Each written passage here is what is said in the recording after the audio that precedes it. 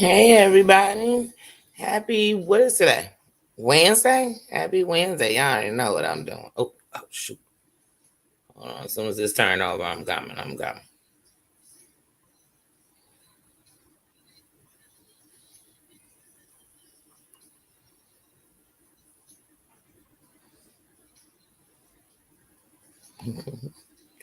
Today. They got me. Alright, I'm out. Hey guys, how you doing today? Sorry, I probably should have took that turn before I left. So you see I washed my hair. Not only put it in these two French braids so it's not standing up on my head. I didn't want to get y'all my Don King, but I will. I will. How's everybody doing today?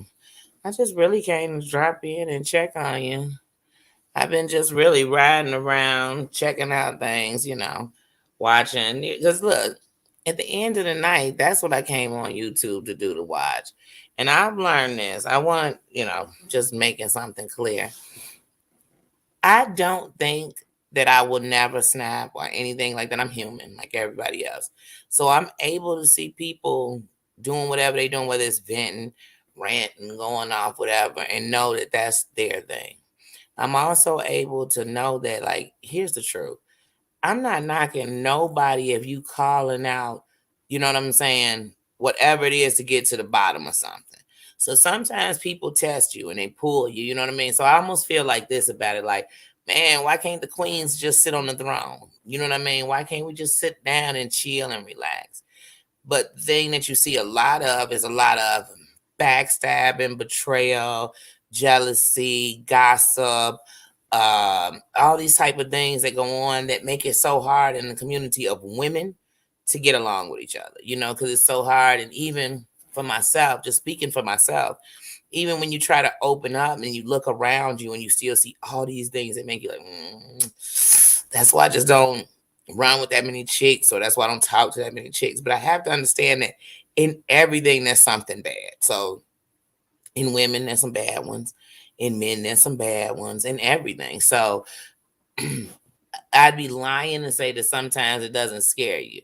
And by scare me, I just mean it scares me to go back to thinking like I just don't want to like engage with women like that. But I do understand like some of the things, like not even just in YouTube. It just comes from not knowing no better. Like that's what you know. That's what you've seen. That's what you've been shown. That's what people did to you. So I do understand it from that side, but it's just like, oh my God, there's so much. Like it's the same thing everywhere. And then some of the stuff, like I said, I literally said this earlier on somebody's live. Like I truly watch because the truth of the matter is, even if like I know when people are trying to bring a change or trying to say, look, this is where it stops, when they acknowledge what they did. Cause see, we all react. You do this, I reacted to that. So I'm not here. I got too much work to do on me to be sitting around with anybody else trying to figure out like why they aren't, or if they aren't, or will they change, or no, I just hope they do. Or I hope whatever's like holding them can come off, let them go. That's what I be hoping for the best of. So even when you hear me say that, do I think it's perfect? Am I perfect? Hell no. I'm not even trying to say any of that. I'm just saying, like, I just know some things I can't even get myself into. And watching something is not getting into something. I tell you all the time, I love horror movies, but you're never gonna catch me with a mask on running down the street with a knife, like chasing. Like it's never gonna be okay to me. And I love them. It's not many I haven't seen. So, you know, I just watch people's channel because it's your channel. And here's the thing: if I was in a fight with anyone, whether it be on here or be in the world, if you want to hear my side, you'd have to come to my channel and hear my side. You know what I mean? You'd have to. And so that's what your channel is for. I mean, so I'm not knocking anyone who does that. And and the way to see change sometimes is just to bust it out. Because some people don't even know what's going on. Some people don't even have a clue this kind of stuff is going on. And so when you bust it out, it lets people know, like, ooh, that's what I don't want to do. And then it also has sometimes the people involved, it'll make them see themselves and be like, well, it was okay when I was in these bushes doing all this stuff and nobody knew it was me. But it's a whole nother thing when everyone knows what you're doing. So that's another thing. And then sometimes I'm watching creators and I'm thinking to myself, are they subliminally saying something? Because some people just want that. I'm like, what I want is to just excel in my life. Like that's what I want. You know what I mean? I want to live until it's over. I just want to live, like really living and not live in misery, not live in pain. Like that's it for me. Like I don't want nothing else. I'm not trying to be anybody else. I don't know how to be anybody else. Like I don't know how to be anybody but me. I don't. I don't. And to me, even when we see people, whether I like how you are or not, that's you. And for whatever reason, that's you at that point. Like I said, everybody has a point of what's them. You know, I tell you, I used to be so angry. You'd see people on the streets sometimes and they say, "Oh, smile, life gets better." And you thought, "Damn, do I hold this anger so much on me that I'm really not in a bad mood, but I probably look angry or I look unapproachable or I look like, you know what I'm saying? I'm ready for the BS. You know what I mean? So it just wears on your face. I mean, it wears in your life. And so that's why I always say to people, I try my best to smile because you never know, you know, you never know who needed a smile. You need it. You need to smile sometimes. Sometimes you got to smile because sometimes it hurts so bad. You can't find nothing to smile about, nothing to laugh at. I understand that too. I do. And so I just say, when you have a team, ride up with that team. And I mean, like, there's always gonna be some BS. It's always gonna be some drama. It's always gonna be some stress. Hey, Dane, how you doing, sis? It's always gonna be some stress in life. I mean, that's life. Hey, I asked you got kids? Oh, it's gonna be some stress. They little. That's gonna be stress of making sure you get everything done and trying not to wear yourself out and making sure you get everything they want, but yet still have time for them and have time for you and have time for this and have time for that. So that's stress. When they get older, there's a stress of what's going on with them. Do they come home on time? You can't go to sleep till they get in the house because you're worried about them and you're not going to be able to rest until they get in the house. Then when they grown, you're just hoping they're making it and they're telling you everything that you needed to know. It's so many things. So it could be all kinds of stuff. You got pets, that's stress. You need to go on a trip. You want to make sure they're safe and don't feel like you abandoning them. You might work too many hours. I mean, there's a lot of things to stress. I'm just naming some simple things or some things that I don't even say that a lot of people can relate to because everybody's different. It might be somebody with their kids and a nanny. You know what I mean? So they don't have that stress. They make all. You never know. But if there's a stress, there's a stress. Your car might be giving out. It's the winter. You don't have a car. You know what I mean? It could be anything. There's so many things going on with everybody. And so I just take that in consideration. Like I'm not the only one walking around here hurt, angry, upset. I'm not. I'm not. So even when I go into something that has tension, I try to find a joke or something to joke about. And then some things aren't a joke and matter, so then you don't joke in it. But I just try to find something to lighten the mood or put a smile on somebody's face or something like that. I try to do that. And then sometimes, like I said, I don't say anything because I'm the type in some situations, it's not the time to speak. It's not the time to say anything about anything. You can pray for people. You can, if that's what you do, you know what I mean? You can sit back and wait to the right moment or whatever. I don't, because I never know what's the right moment. I've had people say before, like the worst thing they hate is when someone passes, someone says they're in a better place. I can understand that because how is it a better place without you? And how is it a better place if you don't never get to see them again? But I just know when people say that they're not trying to hurt. But that's just an example of how sometimes it's not the right time to say anything. Sometimes just trying to be there to listen. You know what I mean? To hey, I'll clean up while you lay around or whatever. So you never know. Just to be a shoulder, to be an ear. So that's what I believe in being. And I think that sometimes people mistake that you come on here and you try to be perfect. How can you be perfect in a world where no one's perfect? And how can you be perfect in a world where you've been the pain? And I'm never that. It's just I'm just trying to come on another side. You know what I mean? Inside of myself. So like it's not for the tube, it's like for my life. It's for who I am and what I do. So that's what I'm really trying to do. And so yeah. So these last couple of days, I've really been trying to. I keep trying these different things for. So right now I'm using Canva, and let's see, I got Adobe on my computer. I have Canva on my phone. I'm just trying to find these little things for editing, and mostly I play with them to learn editing. And like with my Adobe, I probably do more, like try to do bigger things with that. But it's a process. It's really a learning process, and it really takes time. And when I say time, like when you're editing something and breaking it down or putting something together and trying to make it fit right and all these type of things, it's time consuming. And I just figure if I take a little time every day and work on it, I'll get better and better on doing that. But like I said before, I think I'm just gonna go ahead and take some kind of like film classes and stuff, just so I can understand the camera more and editing more. You know what I mean? So that's really what I want to do. Just something this year I want to do also, and focusing on my time. But even when I think about getting behind the camera, I think about all the work it is with the eye. And so sometimes I film things and then you look at it and then you realize as you're seeing it, as I'm seeing it, that oh my goodness, my eye. Some days I think it's so good. And then some days I miss things that are right in my face and I realize how so I know that's a lot of strain on the eye, but I'm so happy to be heading back and see my doctor. I really am. I really am. I'm really just excited to get on the next step of this. Like that'll be a lot for me. Like when I first left, I had my last appointment in May. And we were talking about how when I came back in August, because I told him I was going to leave and, head out to Georgia. But I was going to come back in August and, do my, next checkup, my next visit. But I didn't have anyone to keep the dogs.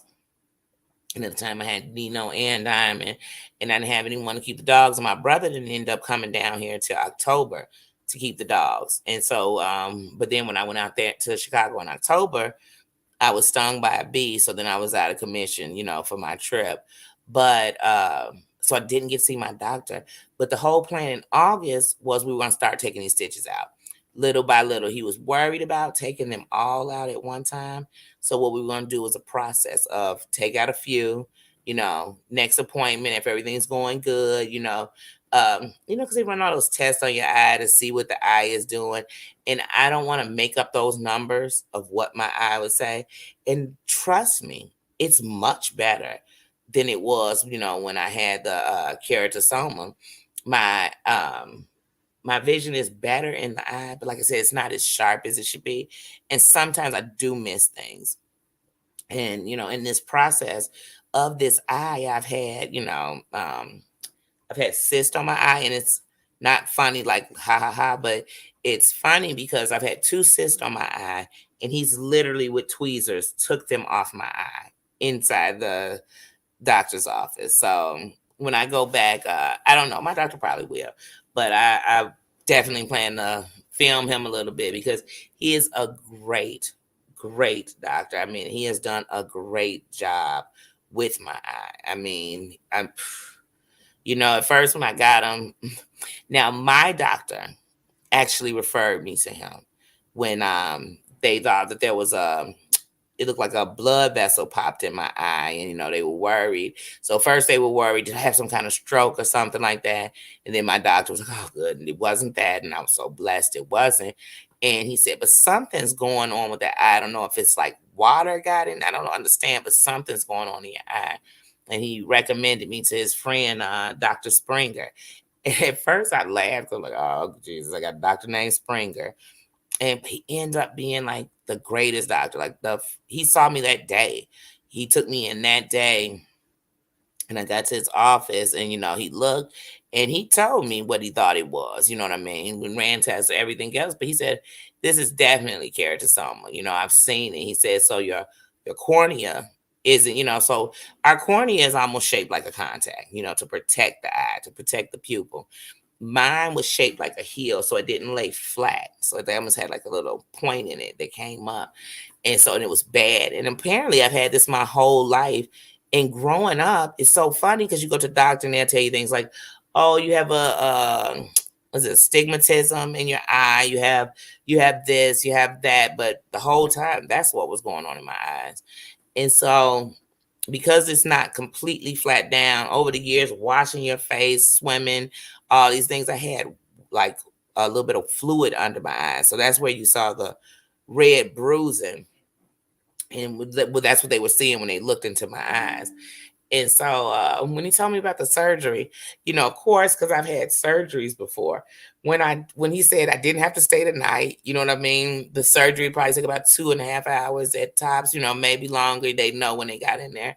But he was like, I do this all the time. He wasn't worried. So I'm thinking like, oh, this is gonna be easy, easy breezy. I'm gonna be in, I'm gonna be out. I'm literally telling my mom, like, hey, the day of my appointment, because we would always go to the store on Wednesdays. I always like to go on Wednesdays once a week, because the kids are older, so I don't really shop like for the month.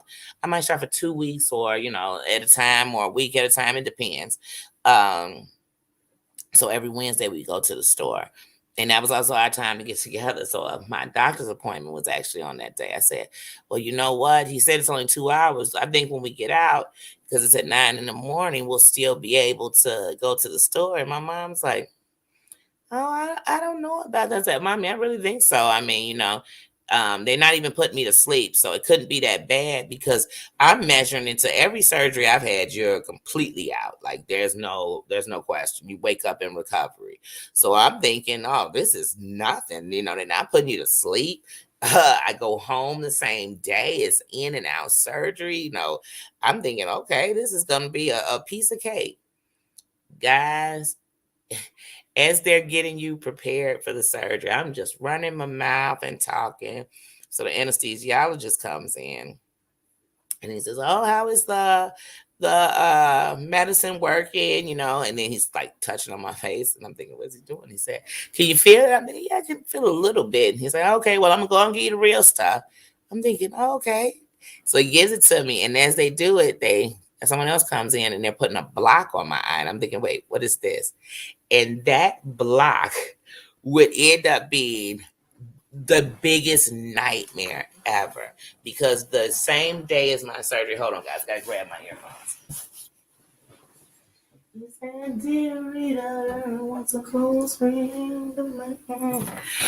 So they put the block on your eye so that they can basically hold your eye open. And they told me, because like I said, you're not asleep.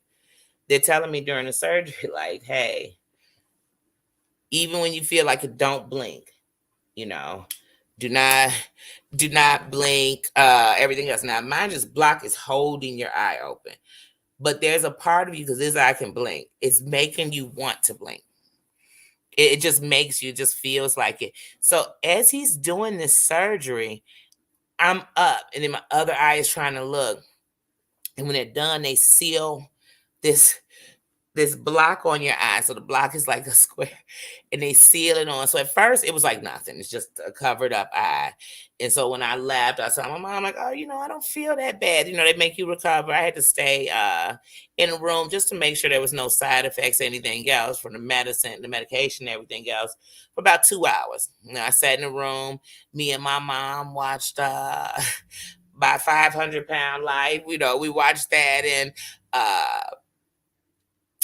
and then I left. And when I was leaving, I told Mom, well, let's stop and I want to get something to eat. Pulled up to the drive through and I got something to eat. By the time I got home, my other eye just felt like it was crossing a little bit. I'm thinking, what is going on with my eye? Because I'm not in pain like that. I don't feel bad. But it was the stress of not knowing what was going on with my other eye.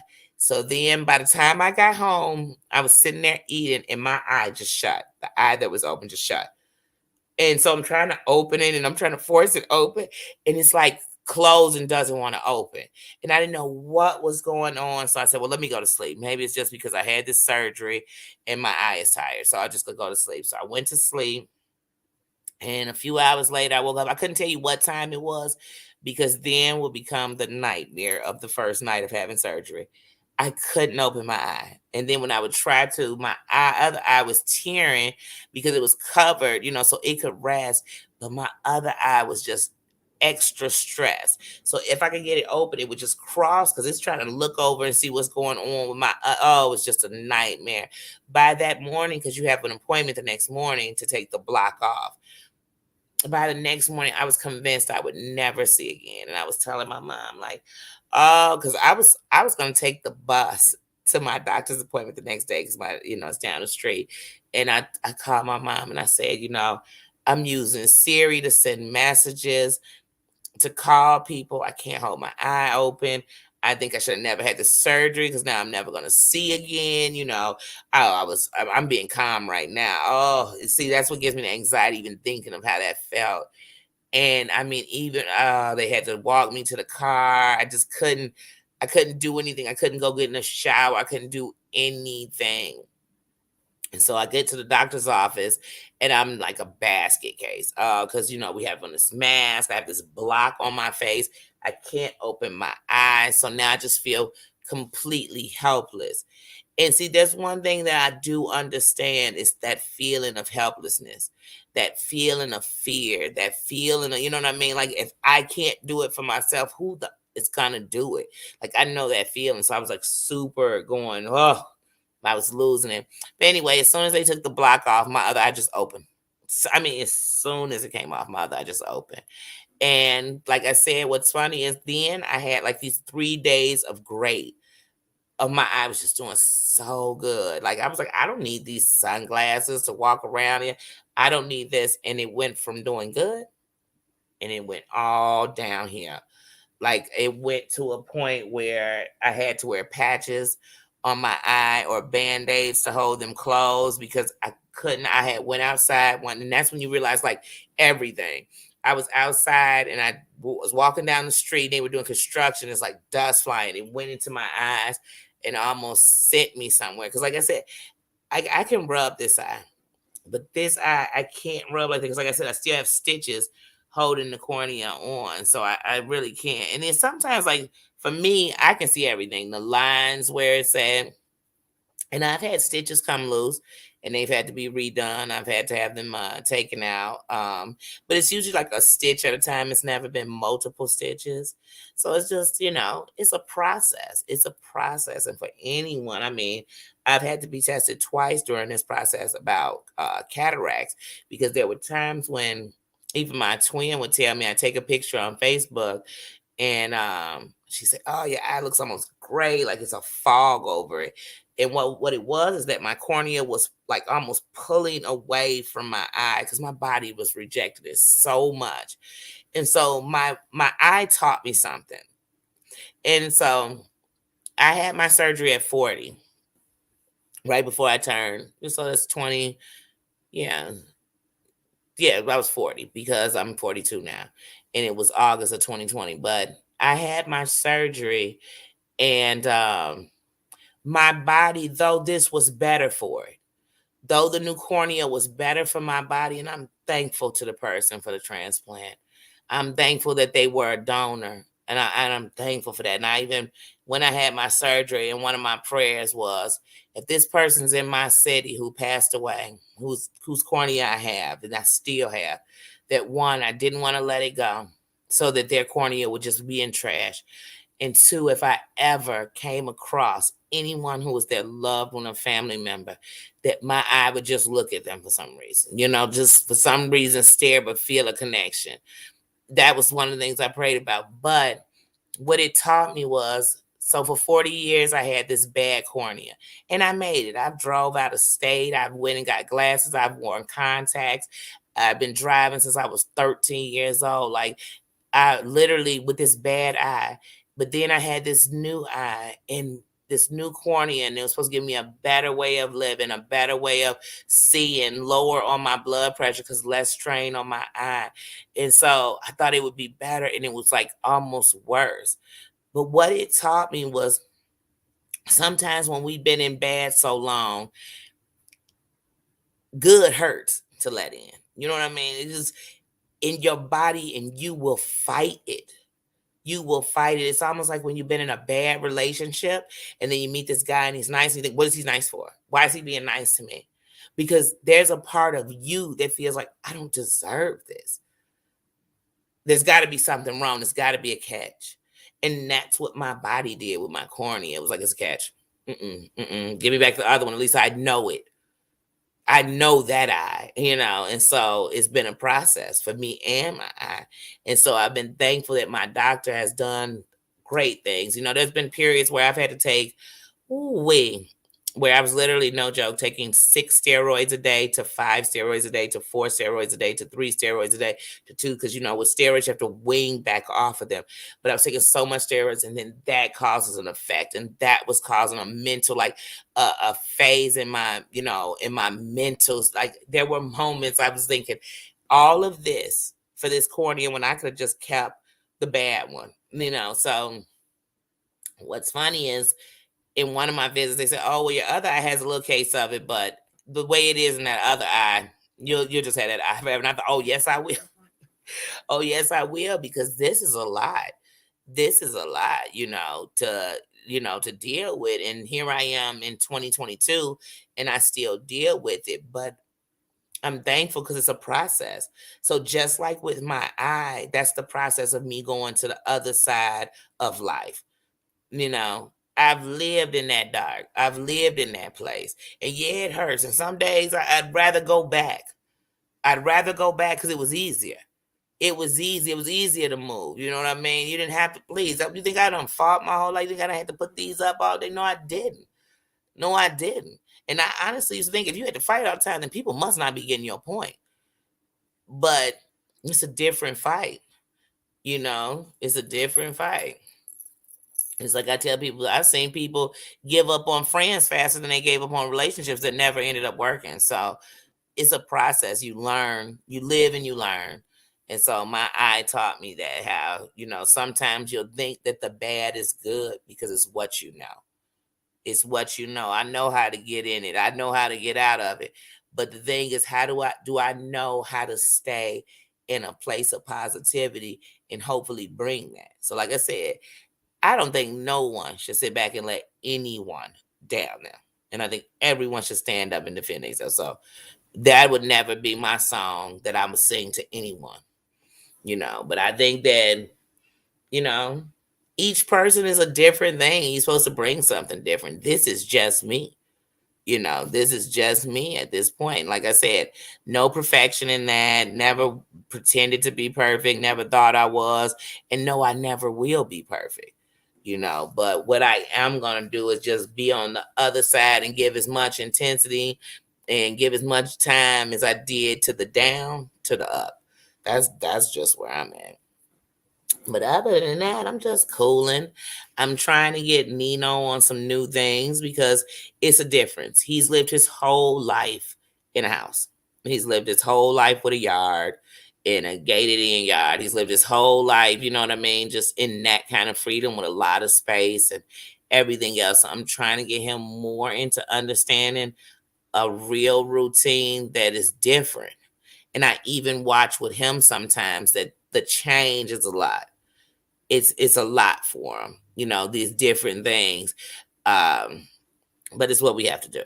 You know what I mean? And it may be different, but as long as we got each other, So as I transition, he's transitioning too. He is transitioning himself. And so, my sis is gonna come in a few minutes. I don't know what time she's coming in, but she might come in while I'm on here, and you will hear him bark up a storm. He's gonna go bark crazy. It's just me. It's the protector in him. So he hear that door open, he has to let him know he's there. He has to, and until he knows who it is, he has to let him know. So you may hear him start barking, or I may end the live before she even comes back in. So you won't hear him barking. So right now he's just chilling. So I've got him wearing his harness now for walks, and he doesn't like a harness at all. So sometimes we just have to practice being in it. It doesn't hurt you. It only helps control you in a walk. It only, you know what I mean? So it's nothing bad. And the better you get at yourself and controlling yourself when you see new things or birds or that kind of stuff, then the better, then you don't have to wear that. But so right now he has his mad face on because he has to wear this harness right now. So it's just getting used to it. To see it's nothing. Put it on, we take it off. It's nothing different. But it's just like when you go to take his collar off to wash it, you would think you were taking his life or taking his skin. Cause it's just he's like, wait, what's going on? I wear that all the time. I need it. I need it back. I can't, please. But hey, like I said, we're both transitioning. It's something different. It's something different. And I know even when I think about it, he probably said, well, the first time I ever got in a harness, we end up getting into a van and riding 12 hours somewhere different. Different smells, different people, different things. And so I have to understand that for him too. But y'all, I didn't really come on here with no topic. I just came on here to say, hey, talk a little bit, see how everybody was doing. If no one came in, just run my mouth, drop a little video, you know, try to keep some consistency. Even with myself, it's easy to say what we're going to do and then put it off and have all these reasons why not to. It's hard to just say, I'm just going to do it. And I'm trying my best to just give more content, just more, just different things. So I'm trying. It's all a process. It's all a step. I mean, you got to think about it. I've been watching YouTube for years and I never thought about being on this side of it. I didn't, I really didn't. It was weird to me when I first started seeing subscribers come up and give their 2 cents on a review or something. But at the same time, I liked it because, when you were watching it, you thought sometimes oh, I wish I could go up there and say this, or, oh, I wish they would have said this. So, that made it good, but I never looked at it like that. And then, as things went on, it felt like it was the only thing I could do. I really did. I felt like it was the only thing I could do. And like I said, I don't represent the best or the most positive. I just represent me. That's it. I just represent me. And like I said, I literally am lots of places and on YouTube. And I will speak on what's, when I'm speaking on the area, it's the area I'm in at the most at that time. That's it. That's like I said, like a mother with your children, the one who needed me the most. It seems that like they're a favorite, but it's just that. And so like I said, I feel like every YouTube content creator on here on this platform, we're all co-workers. And so we can all look at each other and see things, and I can go by your business and see how it's ran or whatever. Or, but when I come into most pages, I'm coming as a subscriber. I'm not coming like Danny, the content creator. Oh, here comes the Messiah, Danny, to tell you everything and to do this and to do that. No, I'm not. I'm not doing any of that. Sorry, y'all. I literally started unbraiding this, but I do not want to hold my head standing up. But hold my head standing up, have my hair standing up. But yeah, so I literally just come in as a subscriber who was watching. I really do. And I have no judgment on nobody. I don't. I hope they don't on me. I'm sure they do, but I don't. I don't. Even when I'm speaking on something, it's like, hey, I'm literally just speaking on that, you know. But so it's so hard these days to just be you, you know? Because even sometimes when you're just being you, it's someone letting you know how somebody else did that and did it wrong or did it sneaky or did it this way. And it's like, I really don't care. I'm just being me. I'm just being me. Nothing else. Nothing more, nothing less. That's it. I don't know how to be anyone else. I'm just being me. And hey, if somebody else made a mistake, I'm sorry. And I may make one too. I may make the same one. I may make one worse. You know what I mean? But trust me, I am literally just being me. I don't know how to be anyone else. I really don't. I really don't. You know.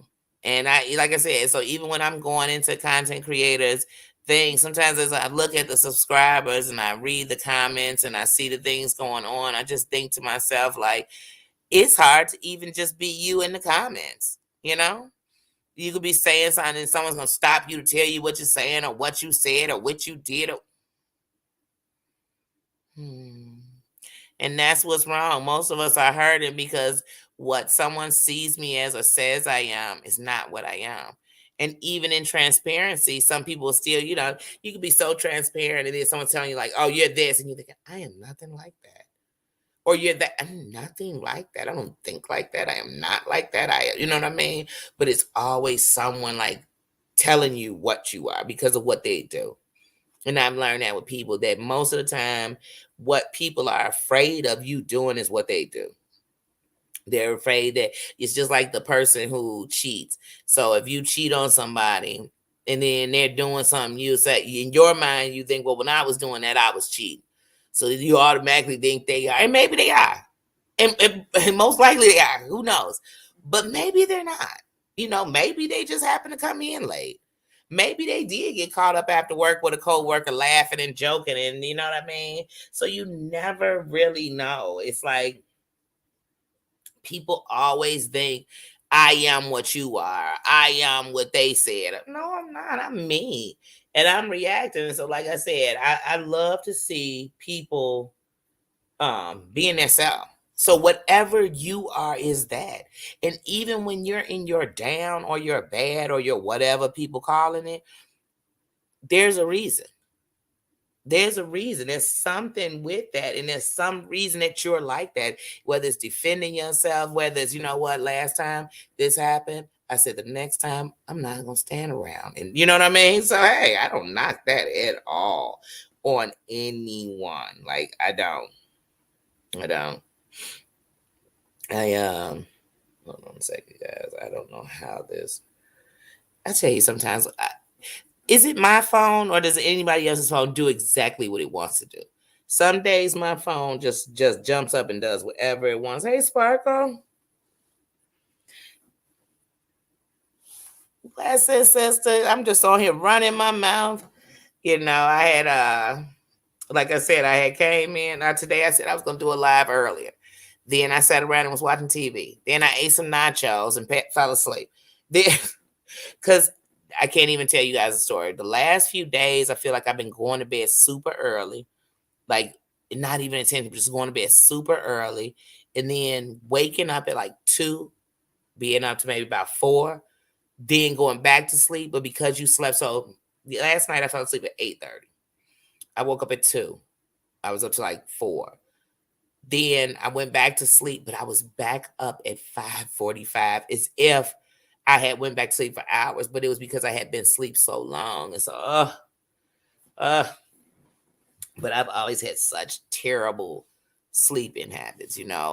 I used to have the worst insomnia, and it went on for years, ever, because stress. So I'm telling you, when you're living in stress, when your brain can't be free, when you can't be calm, it's hard to sleep. It's hard to eat right, to live right. You know what I mean? It's hard. It's tolling on you. And so I used to have the worst sleep, and the night was the worst. The nighttime was the worst. It was when you felt everything. It was when you heard everything. It was when you couldn't stop seeing everything. Like the night was the worst. So lots of times at night, what you either did was you hung with a bunch of night owls like yourself till you just about passed out. You just had to have company. I had to have noise. I had to have all of these things just to go to sleep. And so these days when I can find myself going to sleep, I used to tell people 8 hours of sleep. If that's mandatory, then I've really been cutting myself short for years, because for years 8 hours of sleep. Even now, I don't think I sleep in 8 hours at a time, but I probably get 8 hours of sleep these days, or 9 hours of sleep these days, but never at once. Never 8 in a row, or maybe like 4.5, then 2.5, something like that. It's like I said, because it'll break up. But I'm just glad to be going to sleep. You know what I mean? Because you would have some days. It was days I didn't go to sleep at all, and you went to work, and then the next day you thought, as soon as I get off, I'm gonna go to sleep. I would sometimes not. I'd have to get up at 6:30 in the morning. Sometimes I didn't get to sleep till 5. Oh, that hour. Oh, you would have wished. And then you just counting the clock. I got 2.5 hours. You know what I mean? I got 4.5 hours. I got 3.5 hours. I got 2.5 hours. Oh man, it's time for me to get up. It's time for me to get up. And so I would promise myself, oh, today when you get home, you're going straight to sleep. You're not doing nothing. You're not passing go. You're not collecting $200. You are going straight to sleep. And there's nothing else you're going to do. And that'll be another day you up all night. And then, so it was just, I don't know if anybody else can relate to that, but I just know I had terrible sleep. And then it came from stress. I would love to tell you all I had some sleeping disorder that just came because I was born with it, but I didn't. It was stress. It was just too much. It was too much, and I don't know. I don't know if I thought I'd miss. I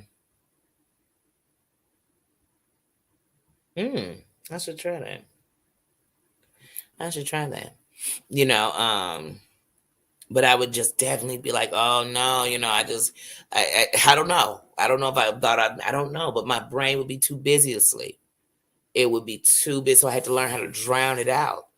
Just drown it out, drown it out. And the more that came into a peace. And like I said, when my kids were teenagers, if they broke curfew or anything else, you really couldn't sleep. Like, it's like, I got to wait till they come in. Then when they come in, now you done went off on them. Now I can't sleep because I done went off on them, but I'm so happy they home. And, just, don't get me started, So like I tell people, I understand all the time. I overstand.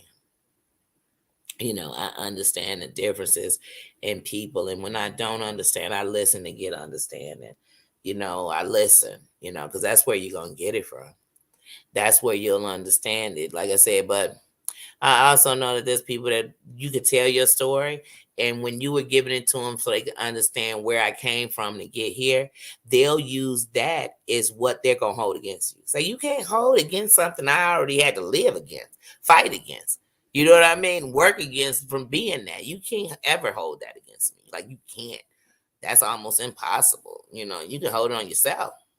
You can put that weight on your shoulders because it can. I got it off mine. That's how you know about it. You know about it because I got it off mine.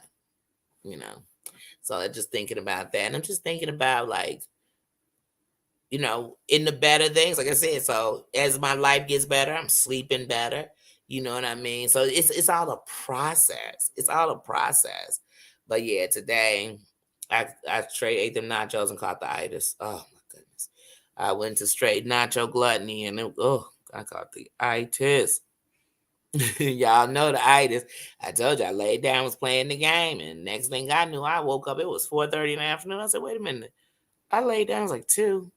It's 4:30 in the afternoon. Then I was like, oh no, you're just letting the day slip away. You were doing so good today. You've been so productive. It happens. I mean, it happens to the best of us. And that's another reason why I have to hurry up and get back into the working field. Because I may have had my surgery in August of 2020, but I stopped working in February of 2020 because of the pandemic, and so it's like, okay, I have not worked a job since February 2020. It is February 2022. You know what I mean? And so you get in these modes where it's not, because no matter what, even when I partied all night and everything else, I could party all night and not get any sleep and go to work and still be on time, get my full work, you know what I mean? And then come to the crib. So that I never worry about that, even though that's bad on the body again.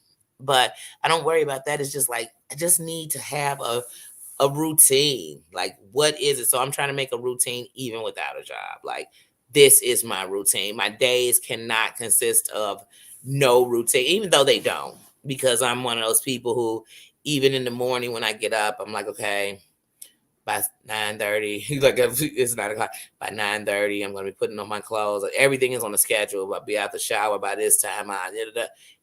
That's just how my mind works. That's just how my mind works. But yeah, like I said, guys, I really just came on here to rub my mouth, and I literally had my hair sticking up in the air, and I could hear my mama saying, "Girl, if you don't at least braid it down." And so I said, "Let me do these little 2 steps, and yeah, real quick." But yeah, I told you all I was taking down my hair, cutting up my sides, taking down my hair, and letting my hair breathe for a couple of days. So I get it done.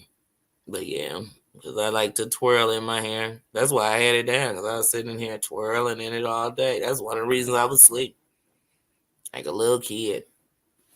But yeah, I cannot believe it's 9:22. Y'all know I don't never come on here at night. Y'all know it. Y'all know it. But I'm on here.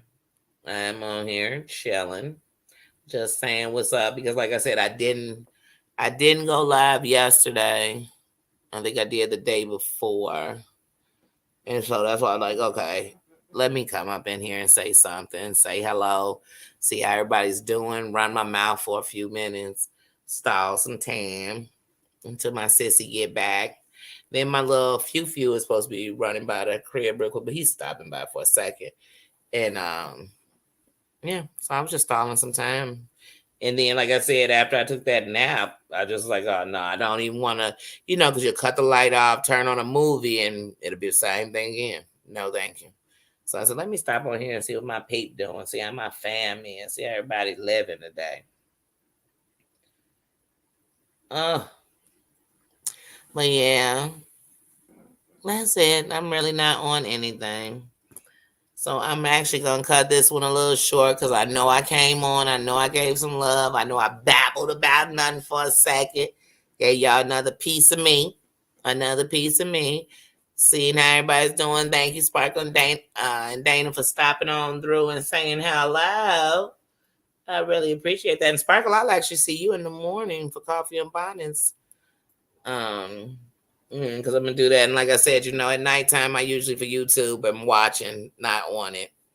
I really am. I that's normally what I'm doing. But I said, you know what? I could stop in and say hellos. I could come on in and give a hi, hey, how you doing? So that's why I came on to say, hey y'all, how you doing? And that was it. So y'all like, share, comment, subscribe, hit that notification bell. I actually have to start. I think tonight I will play in my StreamYard because I think I should know StreamYard better than I do right now. I'm starting to get a little bit more of an understanding of it, and it's not that I don't. It's just like I said, it's that hands-on. I have to start messing with it more, and that'll give me a better understanding. Because also when that vision's by, it's almost memorizing. It's memorizing things. That's why I had to make sure. Oh no, these things need to light up on here because I can memorize the keys and everything else, but I need to see a little bit. So sometimes it's memory. But yeah, I think I'm gonna play with my StreamYard for a little bit tonight. Definitely get my video ready for tomorrow for day 3 of Black History Month, February 3rd. So that's it, guys. Everybody have a good night. Oh, don't you hate when you sit the wrong way and oh, I need a good massage. But yeah, everybody have a good night. Love you. And I'll talk to you later. And I'll see some of you all tomorrow at Bonnets and Coffee. And if not, I'll see you on my page. Love you. You.